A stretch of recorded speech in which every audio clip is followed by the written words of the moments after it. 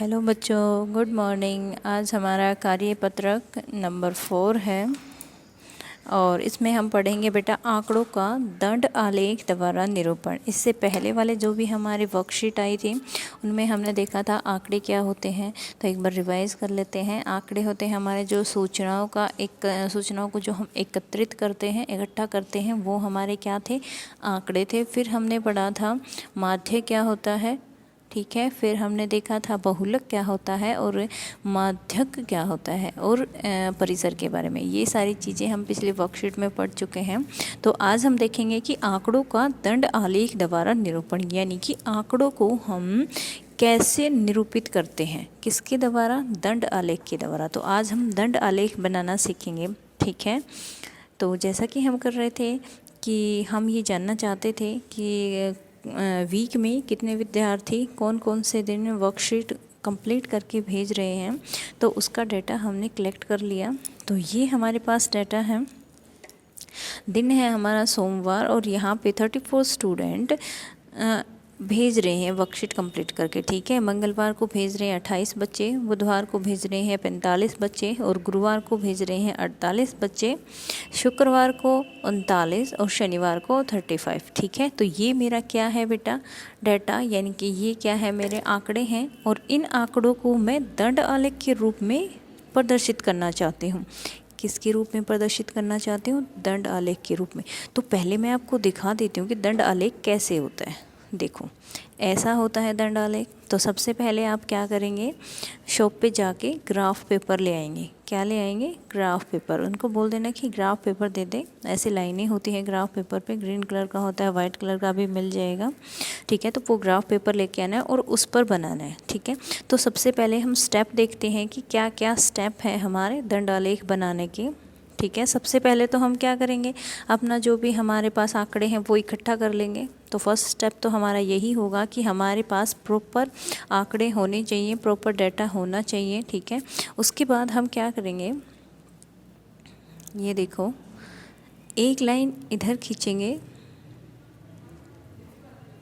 ऐसे, ठीक है। स्केल की हेल्प से हम एक लाइन यहाँ खींचेंगे, ये वाले, ठीक है। और इसका नाम रखेंगे हम एक्स अक्ष। क्या नाम रखेंगे, एक्स अक्ष, ठीक है। और एक ऐसे इसके ऊपर खड़ी लाइन खींचेंगे, इसको हम क्या कहेंगे, वाई एक्स। क्या कहेंगे, इसको हम वाई एक्स कहेंगे, ठीक है। यहाँ पे हम लिखेंगे दिन और यहाँ लिखेंगे हम विद्यार्थियों की संख्या, ठीक है। इतना क्लियर है।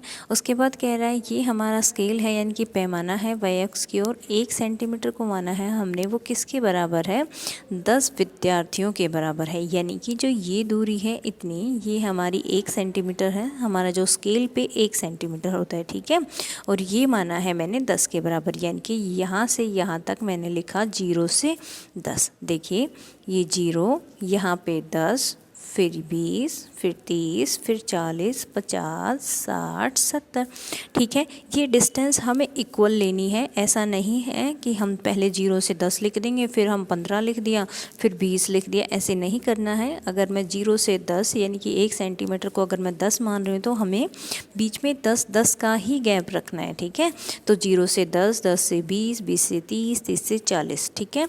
अगर मैं ऐसे कर रही हूँ 0 से 5, फिर 5 से 10, अगर मैं 1 सेंटीमीटर को 5 विद्यार्थियों के बराबर ले रही हूँ तो मुझे फिर 5-5 का गैप रखना पड़ेगा, ठीक है। तो ये चीज़ आपको एक ध्यान रखनी है कि जो ग्राफ बनाते हुए जो भी हम बनाएंगे दंड आलेख, उसमें जो भी हम गैप रखेंगे बीच में, वो क्या रखेंगे, हम बराबर रखेंगे, ठीक है। तो ये इधर वाई एक्स क्लियर है। अब देखो एक्स एक्स पे हम क्या करेंगे। एक्स एक्स पे क्या है, हमारे दिन है सोमवार, मंगलवार, बुधवार, वीरवार, शुक्रवार, शनिवार। तो हमें दंड बनाने हैं। क्या बनाने हैं, दंड बनाने। जो ये आपको दिख रहे हैं ना, ये इनको दंड बोलते हैं, ठीक है। ये बार बोलते हैं। क्या बोलते हैं बेटा, बार, या फिर आप दंड कह सकते हो, ठीक है। तो ये भी हम इक्वल डिस्टेंस पे और इक्वल ही मतलब मोटाई के बनाएंगे।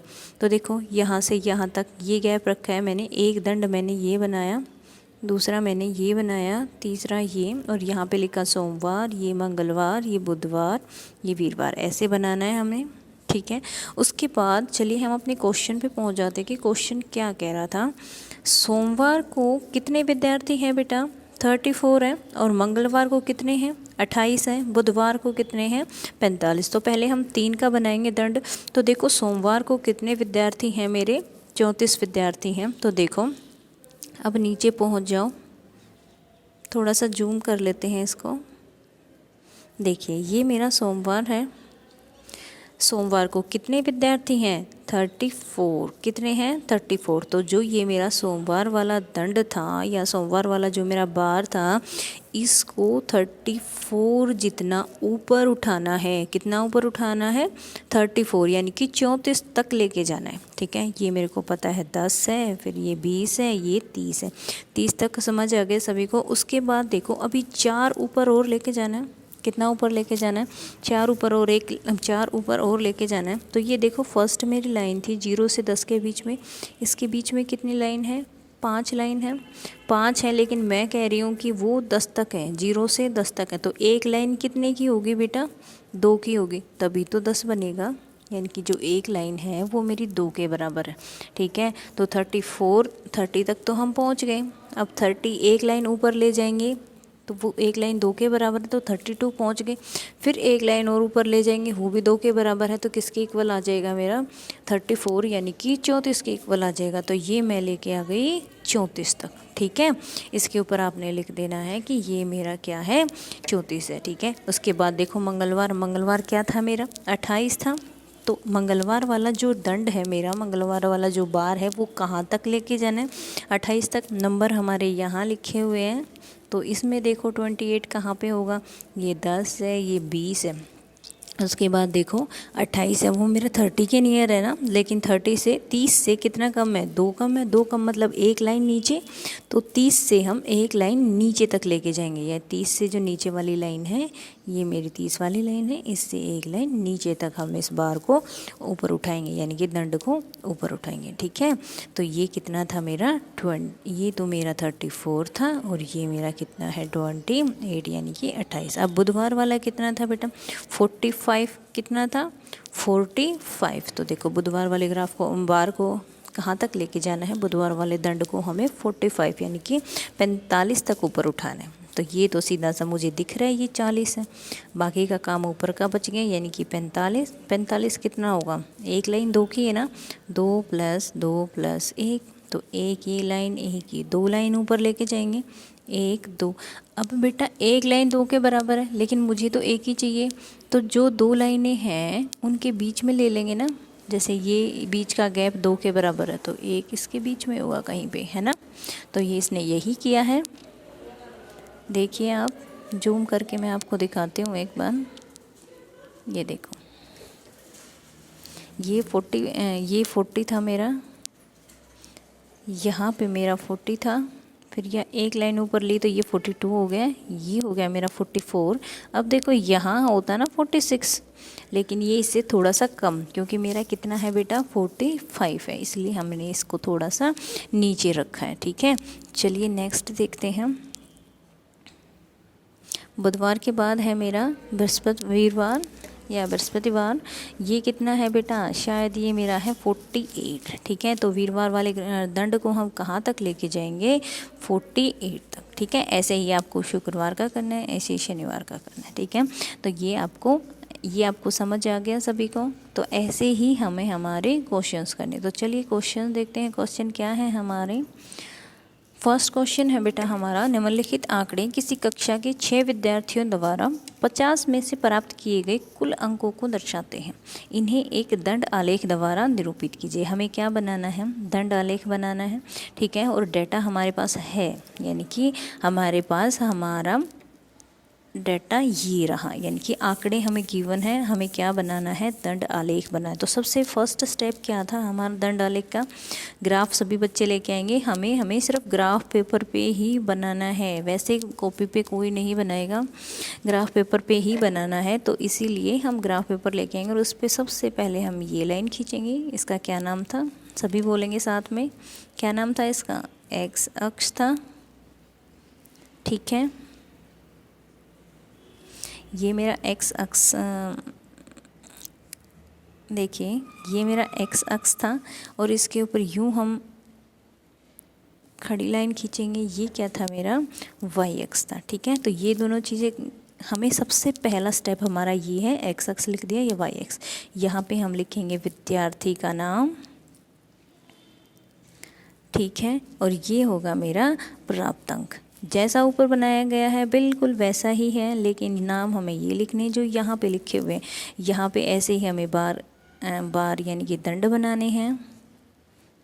यहाँ पे ए लिखना है, फिर हमें बी लिखना है, फिर सी, ठीक है, ऐसे करके लिखना है। फिर ए प्राप्तांक कितना है 25, तो जैसा ऊपर बनाया गया है ना वैसा ही बनाना है। ये 10, ये 20, फिर ये 30, ऐसे बना के पहले वाले को कहाँ तक लेके जाओगे 25 तक लेके जाओगे, फिर दूसरे वाले को कहाँ तक लेके जाओगे 36। ध्यान रखना बेटा, इनके बीच में गैप रखना है, कहीं आप बिल्कुल एक दूसरे के पास पास बना दो। ठीक है, तो ये इक्वल ही गैप रखना है, ऐसे करके आपको बनाना है, देखना है कि कौन से को कहाँ तक लेके जाना है। तो इसमें लास्ट 50 में से 50 में से है ना अंक, तो आपको ये 50 तक लेके जाना है। ठीक है, चलिए अभी सेकंड क्वेश्चन देखते हैं। छठी और सातवीं कक्षाओं के 200 विद्यार्थियों से उनके मनपसंद रंग का नाम बताने के लिए कहा गया, ताकि यह निर्णय लिया जा सके कि उनके स्कूल के भवन का क्या रंग रखा जाए। इसके परिणाम निम्नलिखित सारणी में दर्शाए गए हैं। इन आंकड़ों को एक दंड आलेख द्वारा निरूपित कीजिए। हमें एक दंड आलेख और बनाना है। आंकड़े ये है हमारे पास, यानी कि अब की बार जब हम यूं लाइन ड्रॉ करेंगे तो एक साइड हम क्या लिखेंगे, रंग लिखेंगे, और दूसरी साइड क्या लिखेंगे, विद्यार्थियों की संख्या। ठीक है, और फिर यहाँ पे लिखेंगे हम 0, ये होगा मेरा 10, ये होगा मेरा 20, ये 30, ये 40, ये 50 और ये 60। ठीक है, तो यहाँ पे हम 55 है मेरा लास्ट, तो मैं 60 तक लेके जाऊँगी। ठीक है, उसके बाद देखो सबसे पहले हम जो दंड बनाएंगे वो किसका होगा, लाल का होगा। बेटा ध्यान रखना है, बीच में जो दूरी रखनी है वो हमें बराबर रखनी है। ठीक है, लाइनें आपको ग्राफ पर खिंची हुई मिलेंगी। ठीक है, आपको बीच में सिर्फ गैप रखना है और बराबर लाइनों का, जो हमें डार्क लाइनें दिखेंगी ना हमें उन पे लाइन खींचनी है। ठीक है, तो एक हमारा लाल का हो जाएगा, दूसरा मेरा भूरा, तीसरा नीला, फिर काला और फिर गुलाबी। ठीक है, तो लाल वाला कहाँ तक लेके जाना है, 43 तक। तो यहाँ पे आप देखोगे 43 कहाँ है, ये मेरा 40 है, ये मेरा 50 है, तो यहाँ कहाँ बीच में होगा ना, तो ये मेरा जैसे 43 हो गया। ऐसे ही भूरा कहाँ तक है बेटा, 55 तक, तो ये कहाँ तक लेके जाना है, 55 तक। ऐसे ही हमें सभी बनाने हैं दंड। ठीक है, तो ये आज की हमारी वर्कशीट थी। बेटा नियमित रूप से अपने हाथों को साबुन और पानी से धोते रहिए और घर पर रहिए, सुरक्षित रहिए।